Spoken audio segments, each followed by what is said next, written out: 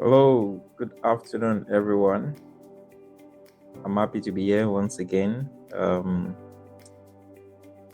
goal, as usual, is to ensure that we um, build an organization, build a personal life that is thriving, um, that is not just there, but is making efforts to have impact in this generation.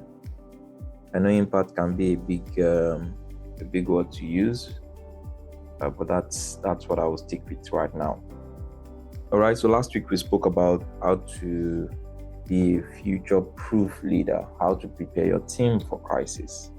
What do you do? How do you go about it?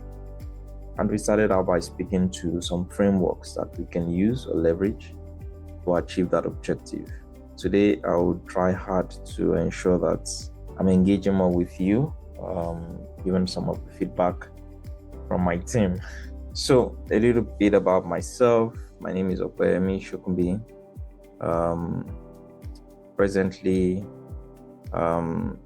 co-founder and CTO at Press One Africa, where we help organizations improve their business communication over voice, over messaging, and over every other channel that is available.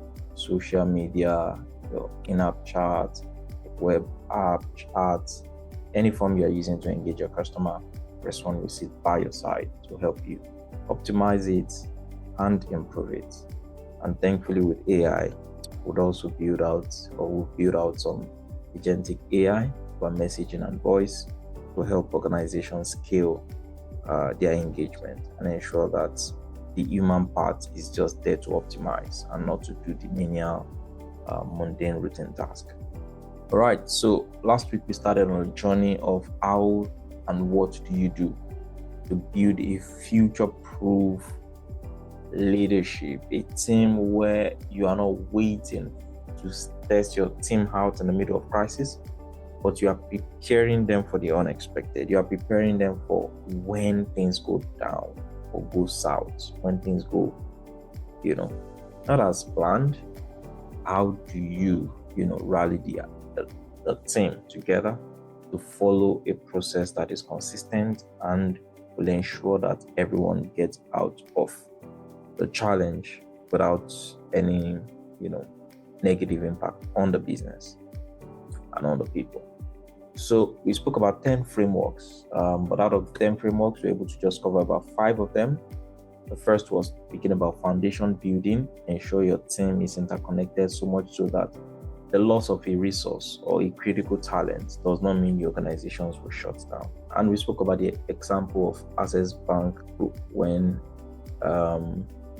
Herbert, had a crash in the helicopter accident, and in less than approximately 4 days, the group announced a replacement. We also spoke about communication excellence, how to ensure that in the middle of crisis, you give as much information as necessary. We used the same case study. They kept on keeping everyone updated and speaking as to what has happened, the progress, what is known and what is not known. And it was incremental. It wasn't as if they waited for everything to be perfect, but they were able to get it going as fast as possible. All right, the third one, we spoke about making sure your system is resilient to build anti-fragile, system architecture. And we spoke about Dangote Group as an example, where there's almost like self-independence within their organization and the value chain they've built. They have the limestone quarry, the power generation, and the logistics. We spoke about proactive planning. The example we gave also was MTN and how they managed the crisis. And I promised to come back on the fine that was paid. And I think the fine was still around, the data I shared last week.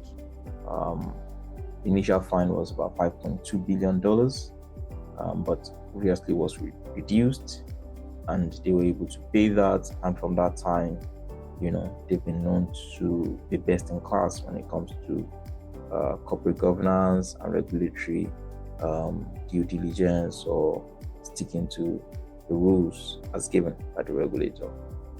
All right, we spoke about resource management. Like, a case study was not a positive one, but it was that of ShopRite Africa, and how it was difficult to manage, the shortfall of let me say, running their business, despite the exposure to foreign exchange from the import of some of items or goods that they have, and also surviving the local market competition was a bit tough, challenging, and now they had to, exit some countries. All right, so we move to today's session. Now, the first thing I'd love you to imagine is that let's go back about 18 years ago and speak about how you can bring a disruption into a market. And I'm using, the example of M-Pesa in Kenya. Imagine if someone tells you that they want to turn mobile phones into banks in Kenya, a country where most people in 2007 never had a bank account. I mean, it's going to look impossible, but that was exactly what Safaricom did with M-Pesa. And today it serves over 23 million people. The secret sauce was not just technology. It was building a team that cuts across all the necessary players that will unlock that challenge, that will unlock that problem. Made up of bankers, regulators, tech experts, on-ground community agents, all working together.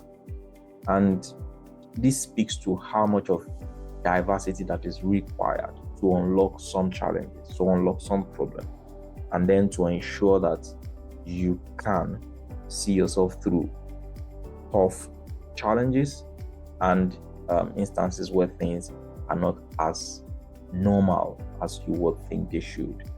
And today we would be exploring how the right team dynamics, decision-making frameworks, strategic partnership can turn impossible dreams into Africa success stories. All right. Now, what you need when it comes to crisis is not just a predefined plan, but it is the attitude, the behavior, the mindset that will prevent your team from panicking, from overreacting, and then help them look ahead as to what is the problem and where are we going. I mentioned that there are common crisis triggers, departure of a key resource or personnel, supply chain disruption, like we noticed during COVID, items that would normally take 4 weeks to 6 weeks were now taking months, in some cases years, because there were disruption in the value chain, the factories were not produced as they should, and people had just one major source, China, Vietnam, and some other places, and it scattered the entire production value chain. Technology failures, which is rampant because of high dependency on technology in our generation and in the world today. Market volatility, you cannot predict what will happen in the market, whether it is a financial market or the consumer market, whatever part of it, there's volatility everywhere. Cyber attacks, natural disasters. Maybe I should also add pandemic, because we don't know when next we'll have another. Next one, number 6, is stakeholder engagement. And what this simply means is that you need to have a real-time stakeholder mapping. You need to have like a stakeholder tree as to who are your stakeholders, who are the people to engage, at what point in time are you engaging them when it comes to, crises, what is the influence of the decision making, what will be the communication preferences of this individual you're dealing with. Remember, not everyone you reach over email. There are very traditional leaders, even some will not have Even some may not have a mobile phone. Yes, in our generation, don't be surprised.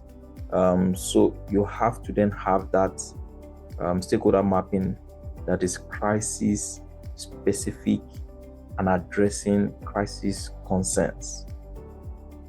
How do you do this? Is to more or less have like I mentioned, a stakeholder tree where you list the stakeholders that will be necessary to be engaged and communicated across during crisis.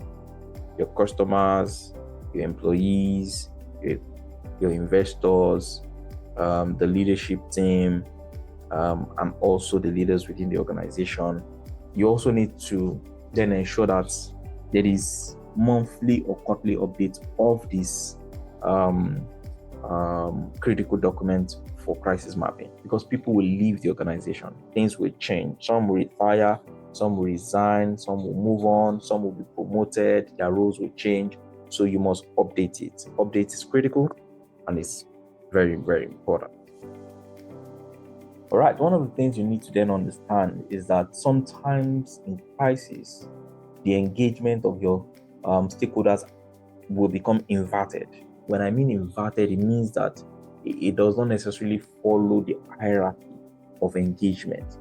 For example, in manufacturing during the COVID crisis, you realize that engagement was more on the side of the employees that were called the frontline workers. The frontline workers, the people that became the foot soldiers, that if work does not go on or those people are not at work, then everything collapses. And you start seeing it on the blue collar side, the guys manning the machines, the guys doing the production technician or production engineering, and all sort of low level employees. So necessarily doesn't mean it has to then be the directors or the EDs, executive directors, or the senior managers. No. Sometimes those people are not critical and important. You invert it and then start bottom up. All right. Again, you may realize that employees may then become more critical than customers. Again, coming back to COVID, you realize that if you are engaging your customers as to, there is delay in product, this is the reason why there is delay, you'll be surprised. Someone else will take your market share. So what is necessary is then to ensure that you communicate to the frontline employees exactly what is required of them, exactly what you need from them. In some cases, the shift pattern will change. Maybe it's 8 hours, maybe it's 7 hours. The shift pattern will change, might become say 12 hours, and then you do 4 days, and then you go rest 4 days. There will be a lot of dynamics, a lot of change. In some cases, your suppliers may become more important than investors, because you can have money and not have access to the raw materials or what is needed to then turn out the goods. So what will you do? What's the usefulness of the money? So you need to understand that the dynamics of the communication might change, and how you manage your stakeholders might be important. So recognize and adapt to stakeholder priority shift rapidly. Don't say, this is how we have been doing it during normalcy, I want to stick to that. No. And it might not just be important to share some information with the senior leaders, whereas it is critical you share it with the junior team. I could also remember that there were special rewards schemes and systems that were put in place, and it did not cover everyone. It covered mostly the frontline workers. So that is also critical when you engage your stakeholders. All right, when the sun rises, it rises for everyone. One thing I've seen about crisis is that the recovery benefits should be shared across all stakeholder groups, not ordered by leadership. This is critical. This is important. A sad example I can cite was when we realized that some subsidy items that were meant to be shared to the populace were stored in some warehouses. And this is really not good. It's not good, because at some point in time, some of them were expired. At some point in time, people then ransacked or hijacked those warehouses and stole those materials. Whereas if the the order were followed properly, it would have been shared appropriately, and it would have been even distribution, as against people fighting for it, and then some will get, some will not get. Inclusive stakeholder recovery builds stronger relationship. Remember, just like the frontline workers, imagine that during that time, the senior leaders were rewarded as against the frontline workers. I think that would have been, a misplaced priorities of how you're engaging your stakeholders. And this is critical, and this is important that you do the needful. All right, a very good example in 2024, stakeholder hierarchy management. I'll be taking it from EcoBank Group. One of the things that happened was that they realized that they had profits, but however, that profit should be managed differently to help, restructure the debt, position and profile of the bank. And so what did they do, or what did the group do? According to data that were in the public domain, was that they decided not to pay out dividends, to restructure their debts, and then to focus on rewarding their employee, more or less like investing on the employee, to ensure that the future they are targeting with the team that they have will give a better result and output, and also to focus on a segment of their customers, the female entrepreneurs. They expanded the project called Elevate, and that Elevate project focused on gender financing for female entrepreneurs. And they tried out to maintain transparency with their AGM endorsement to ensure that all these plans, they did not just do it, from the back door, but they got approval from the AGM, and they were able to implement. Also, strategically, the chairman had a remark and a communication that was said to say that we believe reducing debt burden serves shareholders best as we build a resilient bank. And the result going into 2025 is that there were record profits, there were regulatory approval, stakeholder endorsement, despite the fact that they did not pay out dividends. All right, number 7, team dynamics. Team dynamics. Now, you need to develop cross-functional crisis teams. Diverse crisis teams from every organizational level and function. Include all functions and execute regular simulation exercises. Example is 24-hour activation capability, meaning that in the middle of a crisis, whether it's a fire, whether it's a natural disaster, how long will it take you to get back and to be activated? I have seen this over and over done in terms of proper simulation, even when it comes to things like implementing a proper DRP. That has always been in place, because even pre-COVID, some organizations already have a policy or a structure for things like work from home, and these had positioned them for that crisis. And what they normally or typically do when it comes to this process is to understand the critical functions that must run, whether your head is above the waters or not. For example, your regulatory obligation, even in the middle of crisis, you must perform them, or at least inform the regulator if there will be a delay. So that means your regulatory function cannot be paused. Also, your obligation to pay entitlements like tax, you cannot hold it back. There are already calendars as to what should be paid, when it should be paid. So if anything will change, you must be able to find a way to engage and ensure it is done. So you see functions like account payable, the functions that will ensure those payment is done, critically treated as a critical function. Another example is payroll. I've heard that even organizations that have global governance and compliance, even in the middle of crises like war, they will ensure that their employees get paid their salary. How they do it, you need to sit down and think through. I could remember the Cote d'Ivoire War. Some of these organizations had to still continue to pay salary despite the ongoing war in Ivory Coast back then. I think it was around 2014, 2015, thereabout, and this can happen.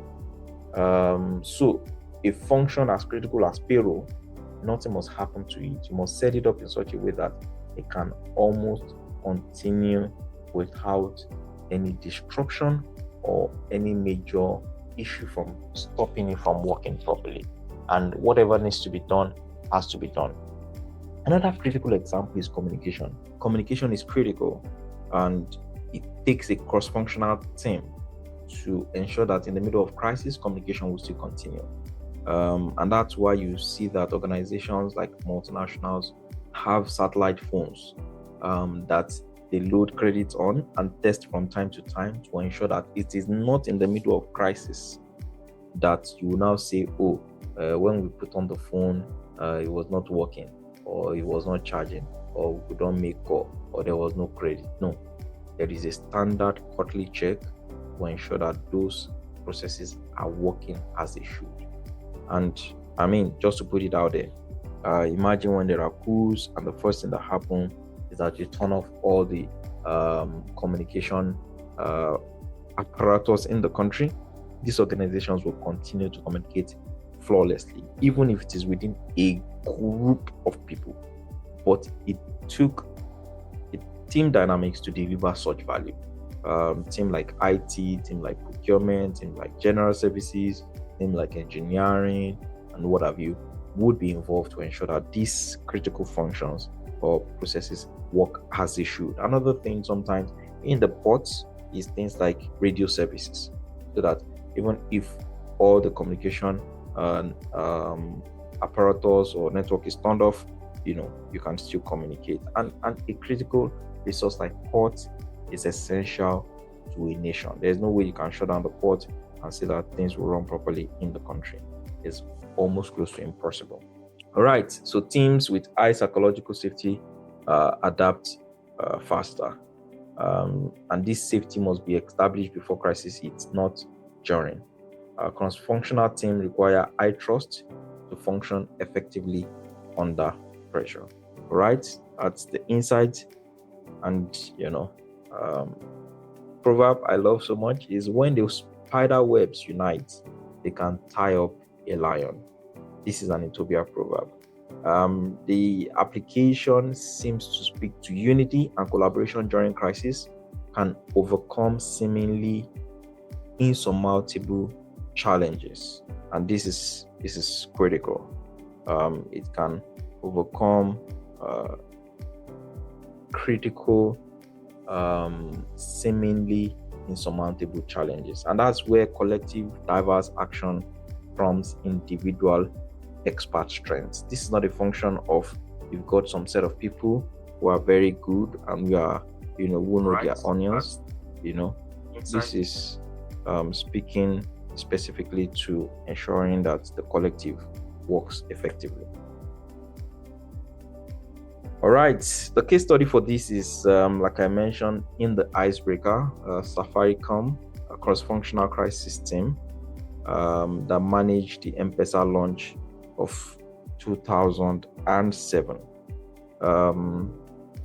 The challenge was launching a revolutionary mobile money service requiring regulatory, technical, and customer coordination. The banking team partnered with Commercial Bank of Africa for trust accounts. The regulatory team worked with the Commercial Bank of Kenya on compliance framework.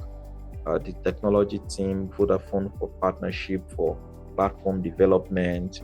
The customer team, agent network across Kenya for cash in, cash out. And then for psychological safety, teams empowered to innovate within regulatory constraints, creating new financial services category. And the result today is over 20 million people in Kenya are using that service, and it has become the world's, arguably the world's most successful mobile money platform today. All right. Next is decision architecture. What is that design that you have around how decisions are made and how people escalate in your organization? So what is required here is that you need to create a decision-making escalation protocols, meaning that if you think a decision is beyond a particular level, how is the escalation managed and what will be done? Would it be in such a way that when the escalation goes to someone, if that person is not available for 48 hours, then no decision is made? So there has to be a clear decision authority levels with predetermined escalation criteria. At what point in time should you escalate? And when you escalate, when result does not come at a particular time frame that is critical in the middle of that crisis, what is the next step to take? It is critical and important that leaders across the world have come up with the conclusion that almost every decision, at least over 90% of the decisions made in businesses, are reversible. So holding people back from making that decision in the middle of the crisis will cause a lot of havoc. And that's why you need to define the authority matrix, establish the triggers, and create rapid consultation processes.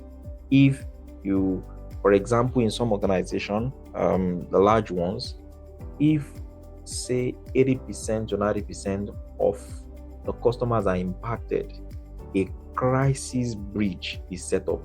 And until that problem is resolved, everyone required is available on that bridge. And if you are to take an exit or a leave, someone in your team will be there to replace you. Until that crisis is over, everyone is in one room, virtually or physically, to resolve that issue. And that's important. And we are talking about the people that will make the decision right there on the spot, not people that will be saying, let me call my manager, let me call this. No. They are the ones that will be there, will make the decision. They have, that clearance, and things, move on quickly. All right. Information velocity versus decision quality. The speed of information flow is much more important than initial accuracy.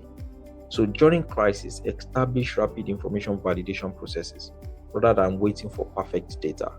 Things have to move quickly and very fast.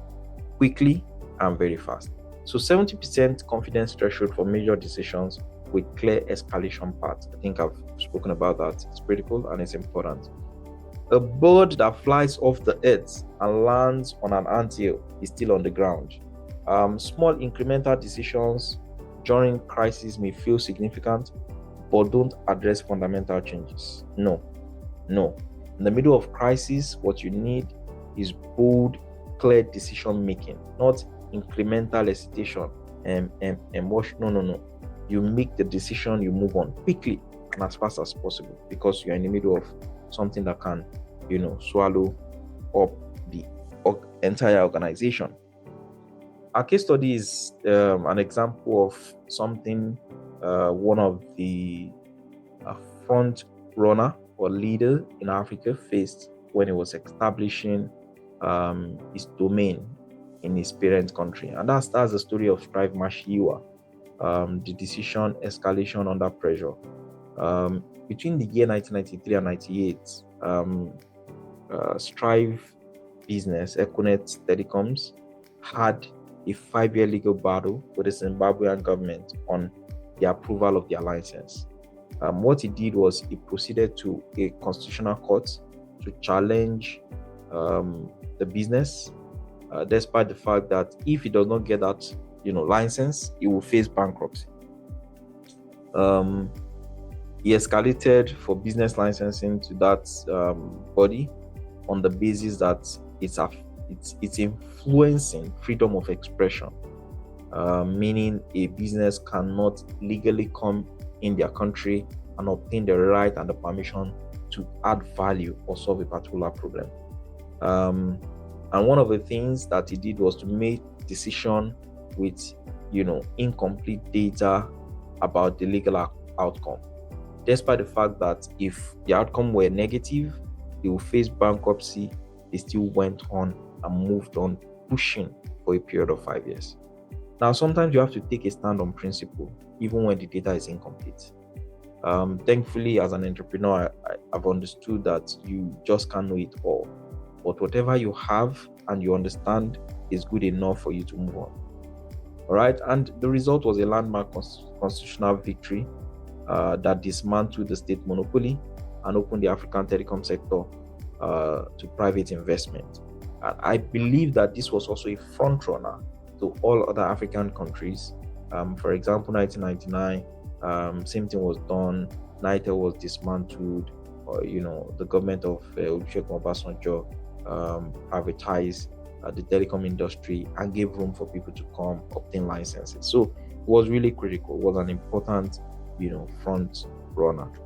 All right, cultural transformation. Number 9, you need to build the immunity to change, where it seems like people resist change, or people are fighting change or fighting readaptation and adaptation. You need to build that immunity against that culture. Organizational culture that views change as opportunity rather than threat. That's what you want to have. And how you can do that is that you need to celebrate adaptation. You need to reward innovation under pressure. You need to maintain continuous learning mindsets. Someone has moved from engineering to marketing and the person is excelling, you need to celebrate the person and let the entire organization know that the nuances in engineering is absolutely different from that one in marketing. And this person under 2 years has been able to become a fantastic brand manager, has been able to do this, do that. Celebrate such adaptation. It will give people the sense that, you need to find a way that they are, able to readapt themselves within the organization. All right.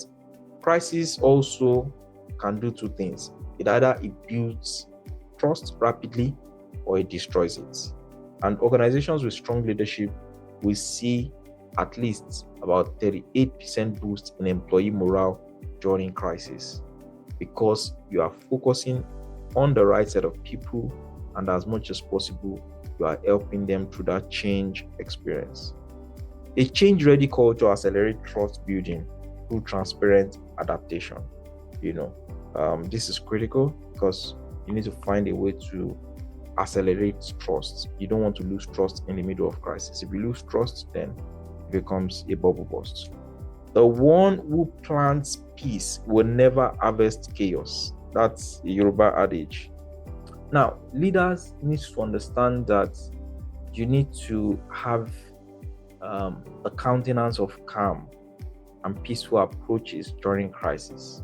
It prevents escalation and builds cultural immunity. It gives your team that inner peace or confidence that, it seems like things are going in the right direction. And this is where it's really, really important. It's really, really, really important that as a leader, you don't want to, just lose your coat, lose your head, lose your mind, lose your word, be loose, be rash. No, you don't want to do that in the middle of crisis. Leader emotional state influences organizational change capacity. If you are stable, then it will help. It will hit that crisis. But if you are unstable, you are rampant, you are chaotic, it might, make things go south and make things bad. There are a lot of examples in the startup world, in Nigeria and several other places, where you hear what leaders say and what they do, but I don't want to go into those today. Another, case study from the parent company that unearthed M-Pesa, Safaricom, cultural immunity to change. In 2016, there was a product called Blaze transformation. They observed that the millennials customer, which is their largest demographic, were expressing this dissatisfaction, and it was threatening their market share. What they did was to commission a market research to understand the needs of this millennial. From there, they created 4 customer categories: young flashers, savvy loyalists, mature trendies, prudent young. And then they launched a product called, let's say a product, yes, called Blaze Millennial exclusive platform in 2016 that treated customer complaints as innovation opportunity. So it's no longer those people are not serious, but this one is, it means this affects quite a number of people. What do we do? How do we convert this to value? And then they turn out a product. Then from defensive to adaptive, we could ill afford to turn a deaf ear to their complaints. Yes, but if you are turned that deaf ear to the complaints of your customers, at the end of the day, you see them go to someone else who will listen to them. It's critical and it's important. I've seen a scenario where even when you have a bad product, the customer service and the customer engagement, the customer satisfaction, customer success team will see through to ensure that the customers have all the necessary comfort that they need to have whenever they are having rough times. And the result was tremendous. They had from 2016 to 2019 a growth of about 150%, from 1.6 million to 3.7 million. And then the data revenue rose from $211 million to $362 million. And that's, way above 50% revenue growth. That's remarkable. That's that's quite unbelievable, And then the last but not the least, number 10 is strategic alliances. Establish strategic partnership networks. One of the things you need to understand is when people say that you need to stand on the shoulder of giants for you to see far. That's the value that strategic alliances gives you. When you see nations have, a coalition, BRICS, NATO, that's strategic alliances to ensure that, your enemy will become the enemy of someone else that might be powerful than that other person. And then the person, will know how to manage. So reciprocal relationship within complementary organization for mutual crisis support. And that's why you notice that big and large organizations, when they see other contemporaries in crisis, the first thing they do is to reach out and say, is there anything we can do to help? However, what we are speaking today is that before that crisis comes on board, you need to start having partners that you would have agreement with. For example, say you are an ISP and you are a major ISP. When you have outage, like one had some time back, I think last year or about 80 months ago, a submarine caught, how will you be able to find partners that you can shift the traffic to, and then your customers will continue to have the services that they desire? Please note, in the middle of crisis, the services may not be good enough. So you have capacity of say 200 MB assigned to a customer, but in the middle of crisis it becomes 50 or it becomes 100. It is better than it becoming zero. And this is where strategic partnership networks comes to use. Again, also when it comes to the channels of sourcing, you have a common raw materials you use with someone, and the person has a buffer of say 15%, and you have stock because your supply chain will not meet up with your order. Would you be able, because you understand that quality might be similar or you have a similar standard to quality assurance, would you be able to get raw materials from that other party and ensure that you don't lose your market share or things goes on? These are possibilities when there are reasonable, strong strategic alliances. I've seen alliances, for example, between a Nestle and a Starbucks. Despite the fact that Nestle has Nespresso, Nescafe, his own value of coffee, it will go into alliances with Starbucks. So much so that when Starbucks makes progress, it impacts Nestle's share, it impacts Nestle's revenue. And this is what it looks like. So shared resource agreement, an example. Expertise exchange, meaning that you've had a crisis before, you're able to go out of it. Someone else is having a crisis.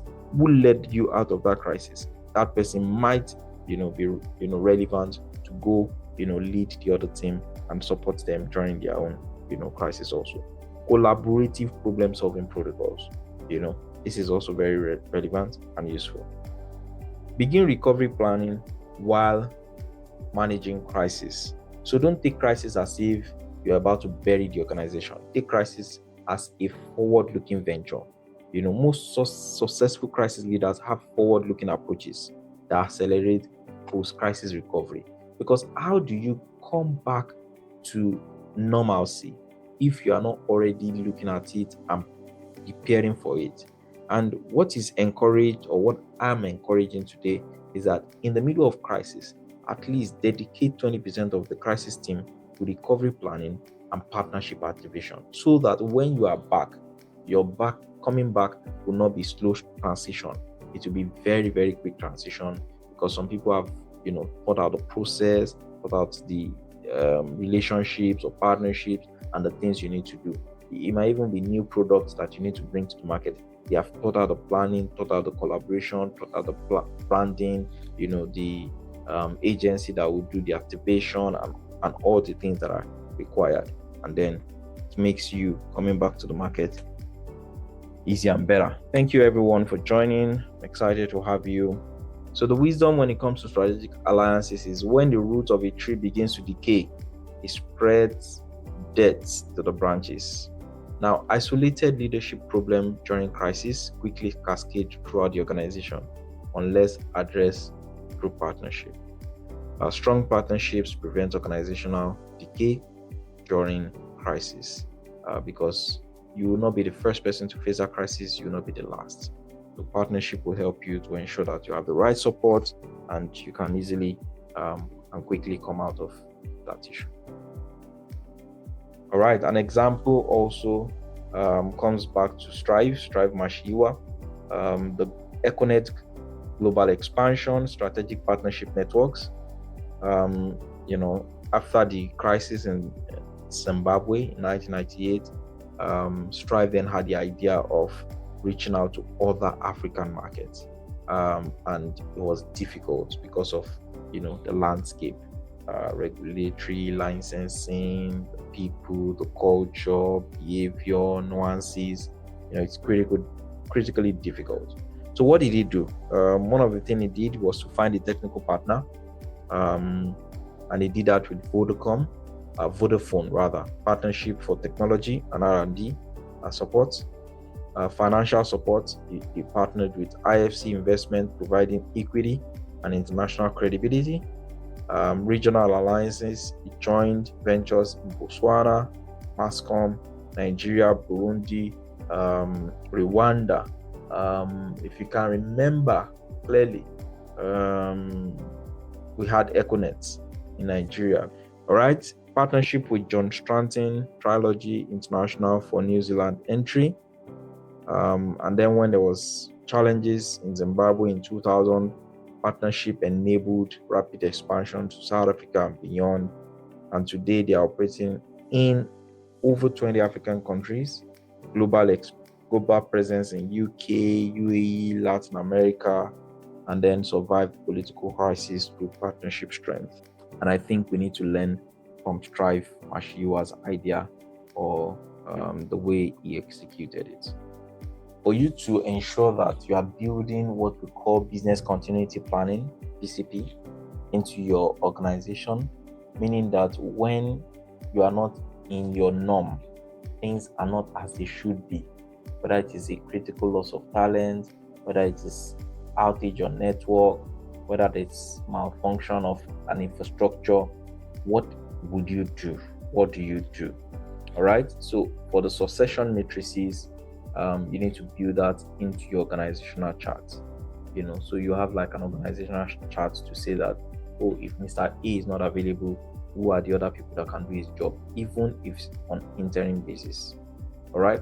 Communication redeems. You need to then set up notification systems, whether it's an SMS, whether it's an email. Set up a notification system that ensures people are aware, or business leaders have the right information to do their job or to respond to crisis.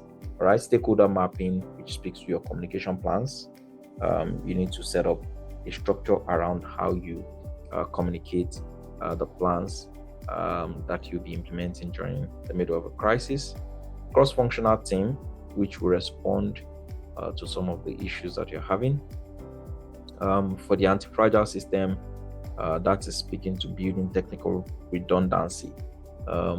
What will serve in the stead of, the norm, the primary, when it fails. When the primary fails, there should be a backup. There should be something that will keep the organization or the business running, even if it is not optimal.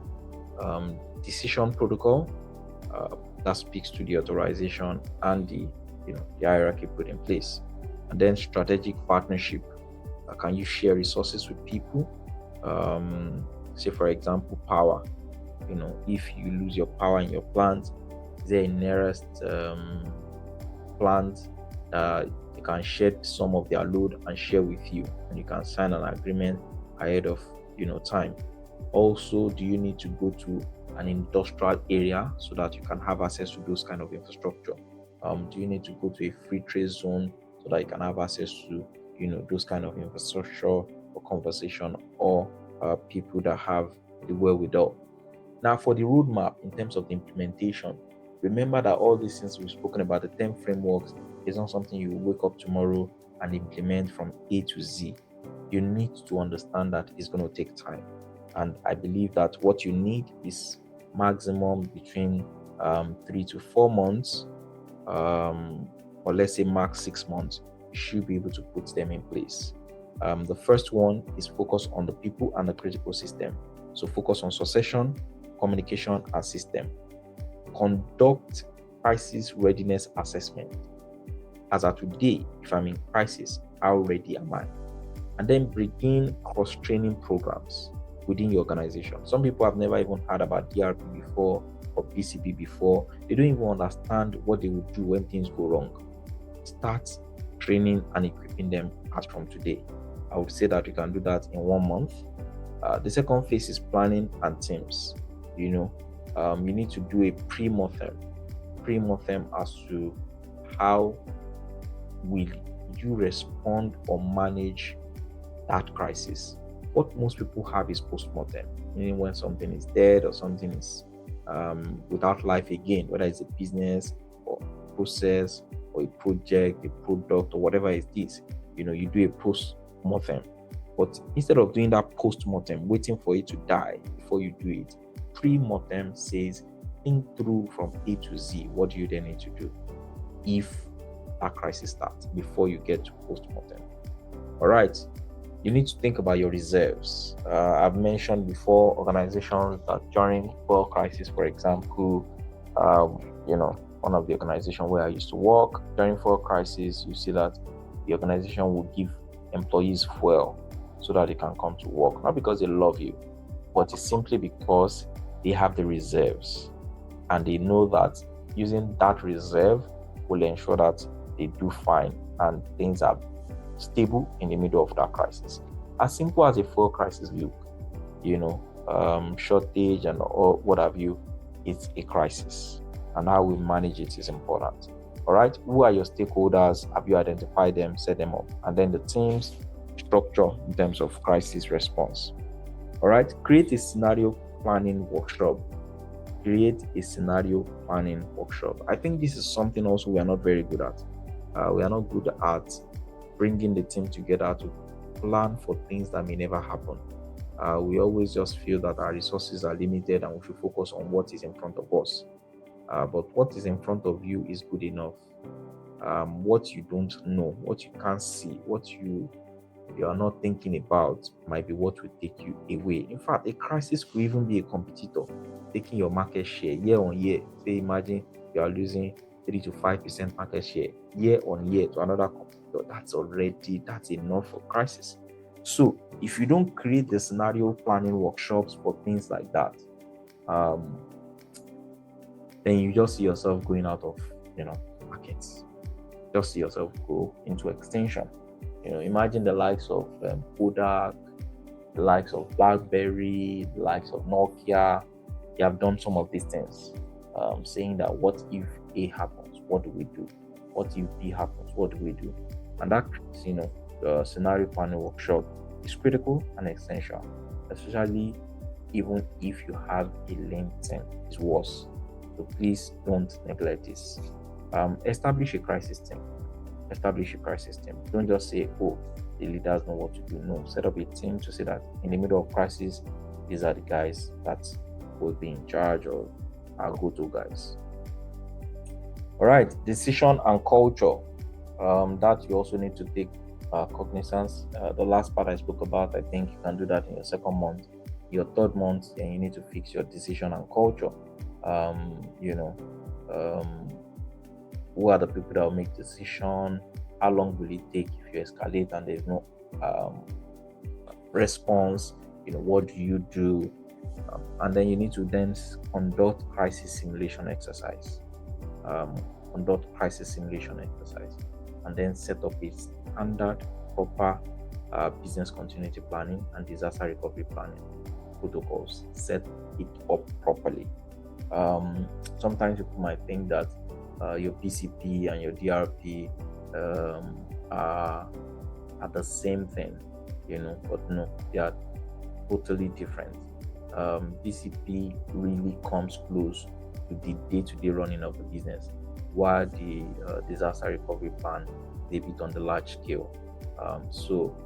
BCP says that when something is not working as of today, a branch is out of service, what do you do, or what do they do to ensure that they can still support the business or the operation, whether it's a bank branch or what have you.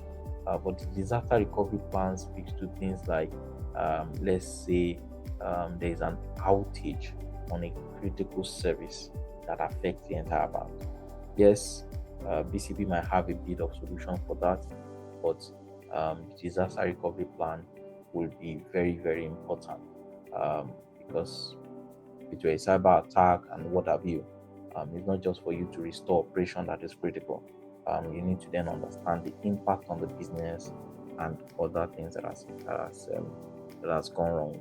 Right? An ongoing part that you can start from today is your partnership and optimization. Who are your friends? Who are your partners? Start thinking through the people you can leverage, the people you can use. Do you have a license that if you had access to, you could do some great things, build out a nice product, or you don't have that license, someone else has it? Have strategic partnership with them, and then you co-create the product and you launch things together. All right, quarterly updates and improvements. That is critical because you need to manage and monitor what is really happening, what you are doing, where you are making progress, and where you need more resources and support to make progress. And then continuous capability building. You need to know that some of these things you'll be bringing in will be new to the team, so you can have like a monthly refresher to speak to a new process that has been introduced and the impact on the organization. This will help to ensure that when crisis comes, people will not be in surprise. They will not say, we've not had this since before. No, because of those, your refresher or the monthly training sessions you've been having, they will have it. Now, you necessarily don't need to have an extra meeting to do all this. If you have things like team bonding, team building, all hands and all that, you can infuse 15 minutes, 20 minutes into that program and do this your continuous capability building or information sharing. And then for the team that will be the core, you now need to give them specialized training so that they can do their job. They can use whatever tools that they need to use to achieve that business objective. They can use it properly and functionally. They will not need to struggle, or they will not need to just depend on the open information on the open internet. All right, so you also can then find what works for you in terms of metrics. How do you measure each of these framework in terms of the progress you are making? Foundational metrics could be example of response activation time. When there's an issue or there's a crisis, how much time does it take for you to respond? And then in terms of the succession readiness, what does it look like? Is he one day, like we saw in the case of Access Group, it was 4 days? What is that succession readiness like? You need to test them. And in some cases, even when someone is good on their job, but you know that they are not as engaged, they are going disgruntled, you might want to swap them with another role, so that you don't wait for them to shock the entire business or the organization. So that speaks to succession readiness also. All right, stakeholder feedback clarity. This is speaking to your messaging or your communication metrics. How clear is the feedback you are giving to your stakeholder? If there's a way you can measure it, find a way around it. Your message consistency. How is it when you communicate? What does the team say about it? Operational continuity percentage, in terms of the asset systems that you have. What is the percentage of you having continuity and using them, and you have breakages around them. The speed of adaptation when there is any issue. How long does it take? This might look a bit difficult to measure, but find a way or something that works for your organization for you to measure. Scenario coverage. This is really critical when it comes to planning. How much scenario have you covered? I think if you have your critical processes, product value, and all that, and you can cover at least 80 to 90%, I think that's very good. It's okay. Early warning effectiveness. Before things go south, what is the metrics around early warning or notification, and how effective is it? Meaning, when people get it, how are they able to respond and to resolve those issues? Resource metrics. This is critical. Reserve utilization efficiency. You are not just keeping the reserve, but how often are you able to make sure that it becomes a bit relevant or useful to the business? Because sometimes you might be, in quotes, keeping cash. And that's why you see that sometimes some organizations will then sign agreements to have like their storage of maybe their diesel or fuel with a filling station, so that they don't have to keep that utilization or reserve on their own end, and then it's not efficient.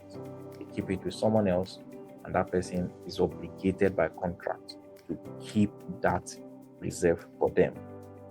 So it's not as if you bought it, kept it in your farm or your storage tank, and then it's just there. You are not efficiently using that resource or reserve, but it's with someone else. You have not paid for it, but you are guaranteed that it will be available in the middle of crisis. All right. Capacity maintenance. This is also important. Alliance activation success. So when you have an alliance with someone, what's the rate of the success for the activation? Because signing the partnership is easy, or is the easiest part of it. Don't let me say it's the easiest, but I think that co-creating the value in that partnership is the proper part. From all I have seen, or what I know, everyone is always excited to say, want to partner, want to co-create. The timeline from the leadership might be 1 month, 2 months, but you see that 6 months, 7 months, 8 months, in some cases even 1 year plus down the line, they've not successfully activated that alliance or that partnership. So you need to also put a metric around this. All right, resource sharing effectiveness. You don't want to make yourself such that you are just giving, people are not giving. And this is where you need to understand that in resource sharing effectiveness, giving will not be free. It means that it is your underutilized asset that you'll be sharing and you'll be giving, but people pay for it. so then you get value. So that instead of those assets being underutilized, you get value for people using it and people having access to it. I hope that makes sense. One of the last parts that I think is essential is to do a quick self-assessment. You need to do a quick self-assessment. And I think, so one thing you will see is that you want to ask yourself a question like, what is my succession planning depth? Meaning that across the critical roles in my organization, how many of them do I have succession planning for? So if maybe you have critical roles and the roles are 8 or 10, but in your succession planning, you only have for 2, that can be like 20%. Again, your crisis communication readiness. Do you have a template already to use when there is a crisis? All you need to just do is edit like the names of the person to go through, edit some other context, but you have the email, you have the SMS, you have the WhatsApp, you have all the channel, at least a draft of it, and then you have a proper plan. Your system anti-fragility. This really speaks a lot to your redundancy that you have built into your system, and how you have built wholeness, meaning that you have little or no dependency on any other person. How much of it is do you have? This is critical. This is important. You need to score it 1/10. So at the end of the day, you will see what is your overall score. For the stakeholder relationship, same thing. Stakeholder relationship quality, same thing applies. Cross-functional team capability, same thing applies. Decision-making speed, rate it. Change adaptation culture, rate it. Partnership network strength, rate it. In some cases, it's 0. Be very honest with yourself and be truthful. Don't try to hype yourself. All right. Now, when you have that, you then need to choose your lowest scoring framework, where you are weakest and not doing well. Pick that bit. That is a pointer of where you might need to start from. Conduct stakeholder analysis for that framework. Exactly why is this framework not effective or working properly? Design implementation approach. Then you begin the pilot implementation. What I need you to remember is that you need to start small, build momentum, and scale systematically. All right, you can hit me up. Right. Last final, word of encouragement. The best time to plant a tree was 20 years ago. The second best time is now. Now is for you to make all these changes. Now is for you to start thinking about all these things that we are speaking about. Don't wait and say, why should I do them now? Why should I do them now? Right? Why should I do them now? Don't wait for any perfect moment or timing. Don't wait to recruit an expert to come and do it, or get a consultant to come. No, don't wait for anything to be perfect. Start building the capabilities immediately. Integration happens through consistent practice, and each framework strengthens the other. There's no entity or business that will be 100% in that self-assessment that I've shown you. But that you are 15 today or you are 12 today over 100 does not mean by next month you should be 12. If you have moved to 15, is better. So much so that at the end of the year you are then moving to say 20 to 25. That's better than staying in the 12 that you are presently. I think that will pretty up all for today. Connect with me on TikTok, Twitter, on Facebook, on X rather, formerly Twitter, on LinkedIn, where we are, and I'll be happy to engage or interact with you.